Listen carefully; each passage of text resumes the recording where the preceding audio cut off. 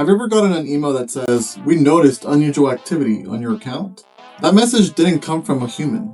It came from a system that decided something was just off. And that honestly always bothered me, because I kept wondering, how exactly does a system determine that something is off? So I went ahead and I built one of those systems, because I wanted to know how exactly the system works, and how the computer determines this is off, and this is not, and what the heck. This project is called CyberDucky Mini SIEM. Well, let me slow down a little bit. What exactly is a SIEM? SIEM stands for Security Information and Event Management, which sounds kind of intense and, it shouldn't be. It's really just a system that's collecting a bunch of data, a bunch of logs, and then determining if there's something bad happening there. A SIEM is usually watched by people called SOC Analysts. SOC stands for Security Operations Center. A SOC Analyst is basically like a digital guard. We're always monitoring and checking the data and all the logs to see that nothing bad is happening. Most of their day is spent just looking through the data, making sure nothing looks weird, making sure things look normal, and making sure that nobody's actively trying to hack them. But here's the reason why I actually built my own tool. Most security tools will just tell you high alert, medium alert, low alert. But why? Why is that the case? Why is it low? Why is it medium? Who determines this? Or what? I myself, I'm just so curious. I don't ever fully trust something I don't actually understand. So naturally, some of the questions I was asking was, what does weird mean? What does normal look like? Who decides this? What decides this? And how? I think the best way to know how all this works is to build our own tool. Let's do a quick pause. One word you're going to hear a lot about is logs. Think of a log like a digital receipt. It records who did something, when they did it, how they did it, and where they did it from. Every app you use creates these. Your bank, your email, your phone, your school. My tool doesn't spy on people. It simply reads those logs, and then it determines whether or not something is bad. Now here's the important part. How does the system actually determine whether something is bad or not? It uses 3 ways of thinking, but don't worry, none of them are that complicated. First, rule-based detection. This is the simplest one. Rules are just, if X happens, do Y. So it's simply like an if-else condition. If a file is a known malware, alert. If a website is known for phishing, alert. If someone downloads something dangerous, alert. Think of it as a bouncer with a checklist. If your name's not on the list, you're not coming through. Second, statistical analysis. Now this one sounds pretty scary, but actually it's pretty human-like. It just means what's normal and what's not. If you usually log in once a day, but now you're logging in 500 times a day, there's something weird there. If you usually log in from one city and then all of a sudden you log in from 5 different countries, that's also very weird. It's like when your credit card company calls you. You usually buy a coffee every day and then all of a sudden you buy a jet ski. They're like, yo, was this really you? Nobody told the system it was bad, it just broke the pattern. Third, AI and LLMs. Now this one is the newest one. Instead of just flagging things, AI helps us understand and summarize what's actually happening. Think of it like this. Rules catch obvious problems, statistics catch weird behavior, and AI contextualizes it all and summarizes it to try to make sense of it. So instead of alert ID 1234, hi, and this is like malware, we'll instead get a summary saying, hey, this is the file, this is where it's at, this is what's impacted, these are the systems impacted, and this is what you should do. So a whole actionable summary of what we can do with this alert. Alright, let me show you how this looks. What you're seeing here is a CSV filled with log files from Zscaler, web proxy logs. Now this is just a specific kind of log file. You can have logs from your system, from Linux, from Windows, from your apps, from your bank, from your email, whatever.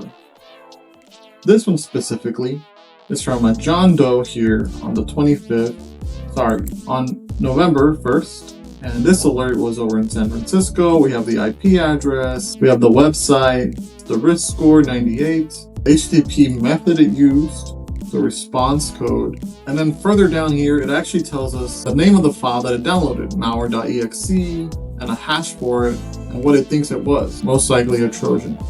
So this was actually logged, and then we're going to use this log to ingest it into our SIEM, and then we're going to be able to see if it picks up this alert or something like this, and then go ahead and tell us why it's wrong, why it's not wrong, and what it comes up with.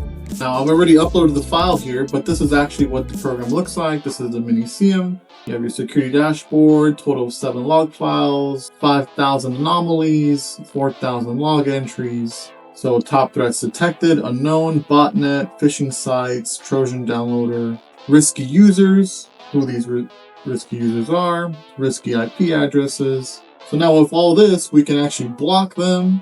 We can block some of these or monitor them closely. and we can then trace to see where exactly all this is coming from. So let's go ahead and check one of these logs. Let's see, let's check this one here. I'm going to go ahead and click the critical alerts. All right, so now we can see some of the alerts that came up for us.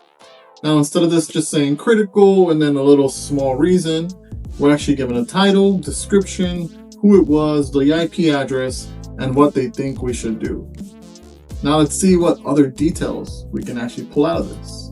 We're actually able to pull out the threat name, the user agent from the browser, the type of browser, what website they visited, which IP and what destination, what action the web proxy took, whether it blocked it or accepted it, who it was, and the time. So this is really good. There's many of these. Now with that, we can also do some statistical analysis on these as well.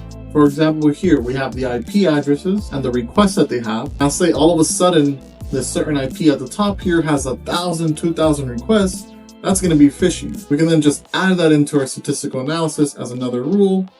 And bam, if this happens, trigger an alert and show it to us here. Now here's a user activity heat map using the Z-score. Now this may sound a little complicated, but all it's really doing is tracking each user here on the left and determining whether or not it's weird if this user is logging in during these times, or seeing requests or logs during these times. The darker the color, the more weird it is. This one over here at 5 in the morning, that's gonna be a little weird, especially over here for this person at 7 p.m. It's gonna be weird. And this is all based on patterns just of what they had before. That's the statistical analysis part. Now here is exactly just where you upload the file itself. You go here, you select your log, and you upload it. Now we can also add other log parsers, like Apache, Nginx, anything for your Windows systems, and then we can code those in the back and write a parser for them, and then we can also add them to our SIEM. We wrote the tool so we can do whatever we want with it. Now here, this graph here, anomaly trends over time, it's simply just showing us all the trends over the last, I haven't uploaded any new files, but over the last like 2-3 weeks.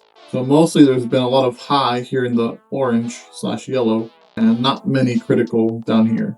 So this is how real systems work. Banks use this to stop fraud, companies use this to protect your accounts, and schools use this to detect compromises. That one email you get that says, hey, we locked your account, this is why, this is the logic. Here's a real takeaway though. You don't need to be a genius to understand all of this. I didn't learn this by memorizing tools or buzzwords. I learned it by building mini versions of real world tools that are being used out there to stop attackers. If you're curious about tech and security, or you're just wondering how things work, start building. If you have any questions, I'll put the link in the description for the GitHub, and I'll put all the documentation in there as well. If you like my explanation of what a SIEM is and how it works, and how to actually understand it better for yourself through a project, hit subscribe, like, comment, help support CyberDucky, and I will see you all next time. Peace out.